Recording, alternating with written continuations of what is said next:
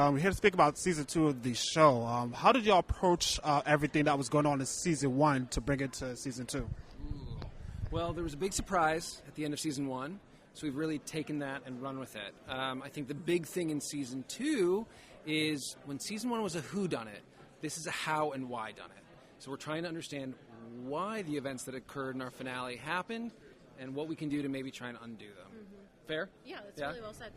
I think we also are having kind of fun leaning into some of the supernatural ghosty elements of the show. So it's still really grounded, and we still really love to dwell in reality the way that we did in season 1, but we get to explore a little bit more of the ghost world in season 2. I guess you can't say anything, can you?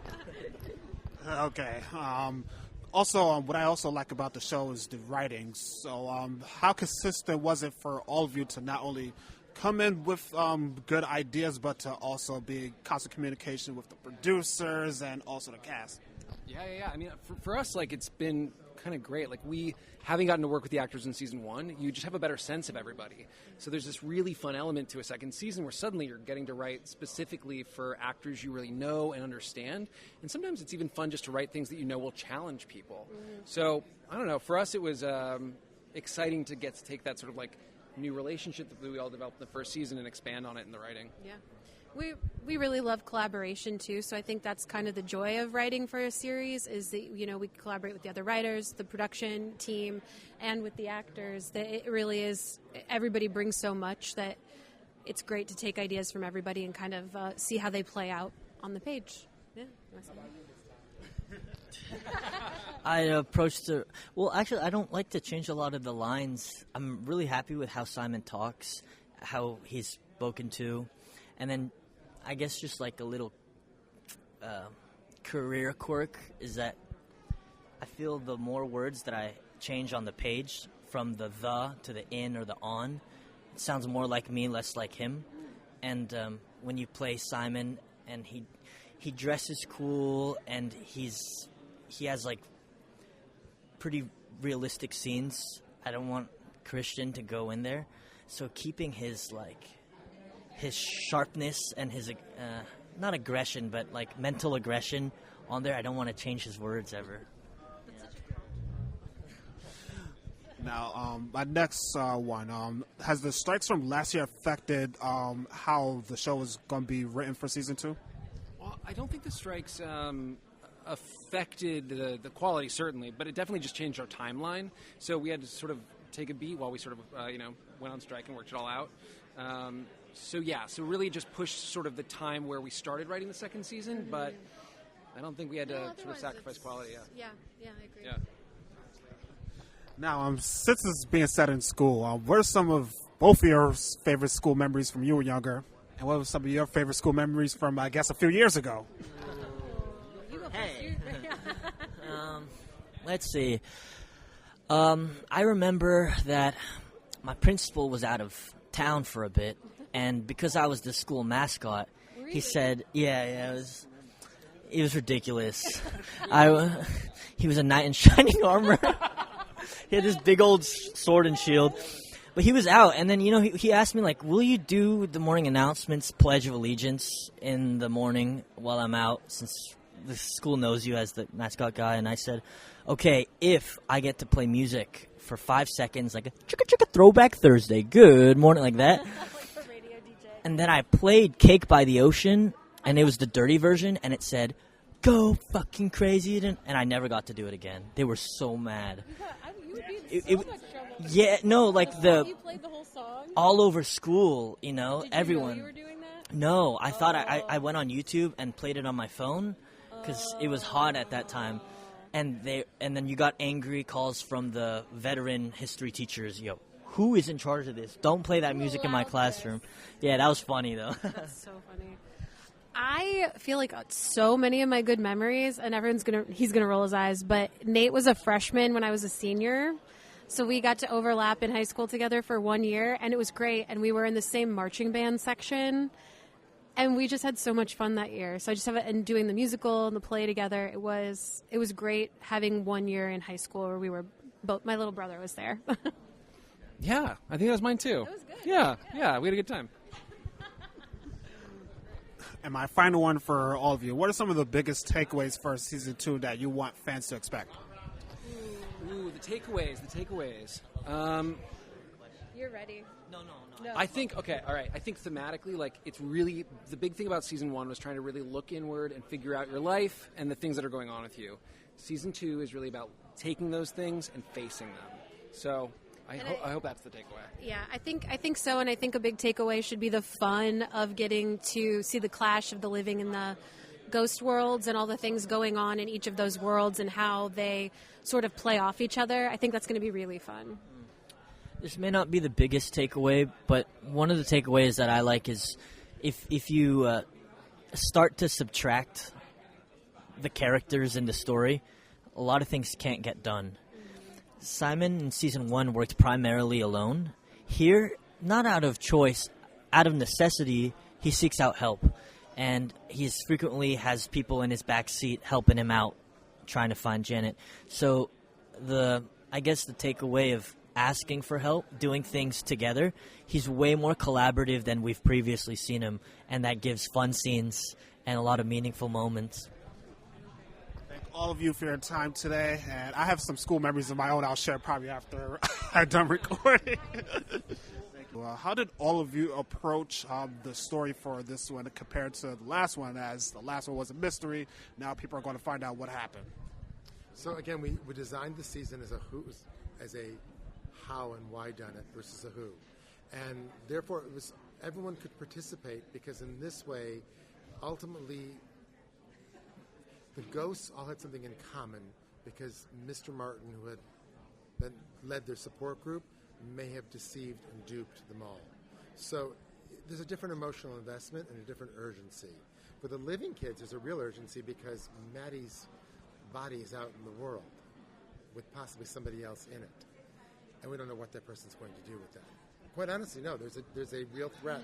And we play that up. And by the second episode, you don't know if this person is so damaged, what they might do. And Maddie may not ever see her body again, which is a real risk. So we approach the season as who's dangerous, who do we trust, and again, trying to turn that on its head, because we get to know those people more and go, oh wow, all these people are damaged. All of them have reasons to want to possibly hurt another person, but that doesn't mean they will. I think that was a great answer. No, it wasn't. No, I think in season 1, the ghosts were a little bit not as invested in Maddie's story and maybe the storyline going on, because we've just been there so long. Like, it didn't really seem to affect us. And so I think season 2 picks up in this place where the urgency is there. The stakes are high from the second episode starts, and it kind of carries through the entire season. Yeah. So we have to be on in a way that I think season 1 we were like, what? Welcome to our support group. We've been doing this for 60 years. To being like, holy, like, the what? note that we would get, if we ever got a note, was urgent. This needs to be urgent. Yeah. Not faster, but urgent. These guys went literally from sitting in chairs to running down halls. Am I right? Yeah, I mean, think about a lot of running. I mean, physically changed in the second season that they were pursuing something, where the first season was more reflective and more introspective. And although this is introspective as well, it still has there's an activeness to it. There's something actually happening. Yeah. Like season 1 was Maddie trying to figure what, and there was stuff going on in a live world, but that absolutely didn't affect us. Right. We never knew what the money was. What money? Right. What are you talking about? Like, literally, we watched the show and we were like, oh my god, this is like... Well, we watched it together, and we were like, this. A lot of people had so much more to carry in season 1 for these really high stakes going on. Never thought of that. They were because like... we thought the issue lied in the living world. We did. We really did. And we were like, oh, that's their stuff. And so did the audience, and then we realized, it's about us, actually. About the ghosts. Yes. It's all about the that. ghosts. It's all about that. Awesome. Being that you just mentioned that you watched the show also, do you find it hard as an actor to watch your own scenes? Yeah, I mean, we now with auditioning, and ever since it went remote, it's all self-taped, so we have to watch ourselves all the time to do every audition, which I hate, and I'm just sitting there nitpicking, oh, my hair was wrong, oh, what am I doing, and that's really hard, but we actually have to do it, so I think I've gotten better as an actor to separate. I mean, it's still very hard, but to sit back and say, how does this scene work? And not so much, what does my face look like? Yeah. Or, oh, my voice is, I think I've gotten a little bit more used to it, but I don't like it.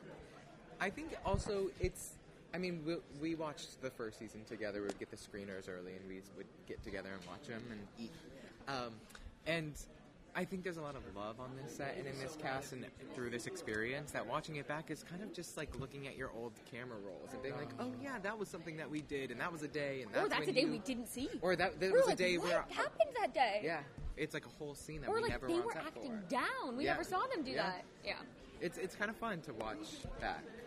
Yeah. That's pretty interesting. My next question for you: has the strikes from last year affected how the show will be produced? It was delayed, and I think no, not how it's being produced. I don't think I could. No, I think ultimately we were chomping at the bit to get back because we were told it was picked up.